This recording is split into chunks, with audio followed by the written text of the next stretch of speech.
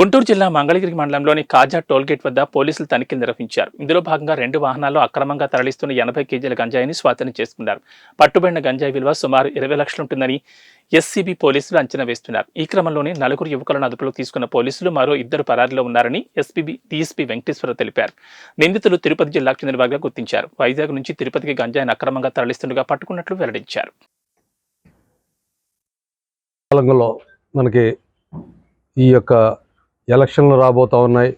అలాగే మరి మా యొక్క ఎన్ఫోర్స్మెంట్ స్టాఫ్ యొక్క రైడ్స్ అవి కూడా ఇంటెన్సిఫై చేసాం. మాకు పైనుంచి మా డైరెక్టర్ గారు, ఎస్సీబీ డైరెక్టర్ గారు అయినటువంటి శ్రీ రవిప్రకాష్ ఐపీఎస్ గారు, అలాగే మనకి కొత్తగా వచ్చినటువంటి ఎస్పీ తుషార్ దూది గారు, వారి యొక్క ఆదేశాల మేరకు సబ్ స్టేషన్లన్నింటినీ కూడాను రైడ్స్ అయి చేయమని చెప్పేసి, ఈ లిక్కర్ ఏదైతే ఉందో నాన్ డ్యూటీ పెయిడ్, అలాగే గ్యామ్లింగ్స్ మీద రైడ్లు చేస్తూ ఉన్నాం.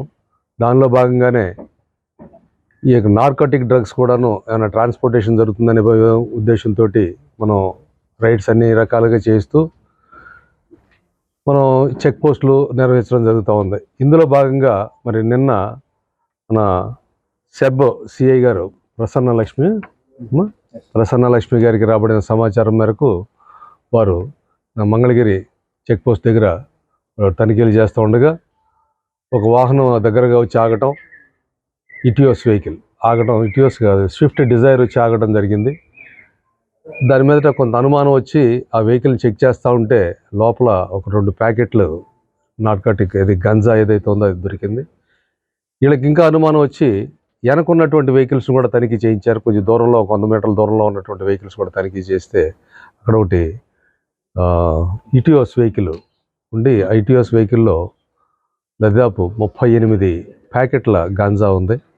దాంట్లో 2 పర్సన్స్, దీంట్లో 2 పర్సన్స్ కూడాను ముద్దాయిలు దొరకడం జరిగింది. ఏంటంటే వీళ్ళు ఒక ఆపరేట్ చేస్తూ ఉన్నారు. ముందు ఒక వెహికల్ని పైలట్గా పంపిస్తూ, ఆ పైలట్గా ఉన్న వెహికల్లో కూడాను ఏదన్నా అనివార్య కారణాల చేత అది దొరికిపోతే ఆ 2 ప్యాకెట్లతోటే అది కేసుతోటి క్లోజ్ చేసేటట్టుగా వాళ్ళు ప్లాన్ చేసుకున్నారు. వెనకాల వెహికల్ని ఎస్కేప్ చేయడానికని వాళ్ళు ముందుగానే ప్లాన్ చేసుకోవడం జరిగింది. అయితే సిఐ గారికి అనుమానం వచ్చి వెనక వెహికల్ కూడా చెక్ చేయడం మూలంగా ఆ వెహికల్లో ఉన్నటువంటి రిమైనింగ్ గాంజాయితో సహా ముద్దాయిలందరినీ పట్టుకోవడం జరిగింది. దీన్ని ఒకసారి మేము కేసు పరిశీలన చేసినప్పుడు మాకు వచ్చినటువంటి విషయాలు ఏంటంటే, తిరుపతిలో కిరాణా వ్యాపారం చేసుకునే బత్తయ్య అనేటువంటి వ్యక్తి తను కిరాణా వ్యాపారం చేసుకుంటూ దాని మీద వచ్చే ఆదాయం సరిపోదని చెప్పే ఉద్దేశంతో, ఇంకా ఏదన్నా ఎక్కువగా త్వరగా సంపాదించాలనే ఉద్దేశంతో మరి తనకున్నటువంటి పరిచయం ఉన్నటువంటి గిరిబాబుతోటి మరి మాట్లాడుకొని, తనకి ప్రీవియస్గా కూడాను ఈ యొక్క హ్యాబిట్ ఉంది, ఇది గాంజాయి ట్రాన్స్పోర్ట్ చేయటం, అలాగే తీసుకెళ్ళేసి వేరే వ్యక్తులకు అమ్మి తద్వారా మంచి లాభాలు తీసుకోవడం అలవాటు. అదే క్రమంలో ఈ బత్తయ్యను గిరిబాబు కలిసి మరికొంతమంది సహాయం, హెల్పింగ్, ఎందుకంటే పైలట్గా అవసరం అవుతారనే ఉద్దేశంతో ఈ యొక్క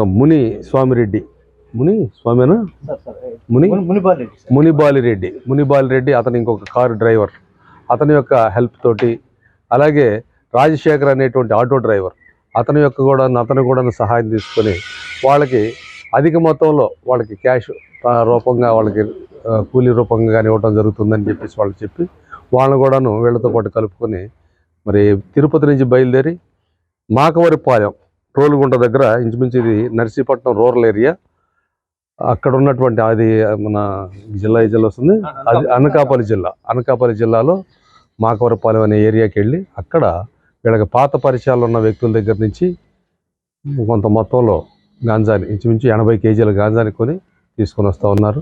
దీన్ని తీసుకొచ్చేసి తిరుపతి నుంచి అదర్ ప్లేసెస్కి పంపించడానికి వీళ్ళు ప్లాన్ చేసుకున్నారు. అయితే ఇదే క్రమంలో వీళ్ళు మన దగ్గర రాగానే వీళ్ళు మనం పట్టుకున్న తర్వాత ఆ వెహికల్తో సీజ్ చేసి దాంట్లో ఉన్న గాంజాయిని కూడా మనం సీజ్ చేయడం జరిగింది. ఇప్పుడు మనం పరిశీలించినట్టయితే మనకు కనపడుతుంది ఏంటంటే, వీళ్ళు తక్కువ రేటుకి అక్కడ వస్తుంది కదా అని చెప్పేసి విశాఖ ఏరియా ఏదైతే అనకాపల్లి ఏజెన్సీ గంజాయిని పర్చేజ్ చేసుకొచ్చి రిటైల్కి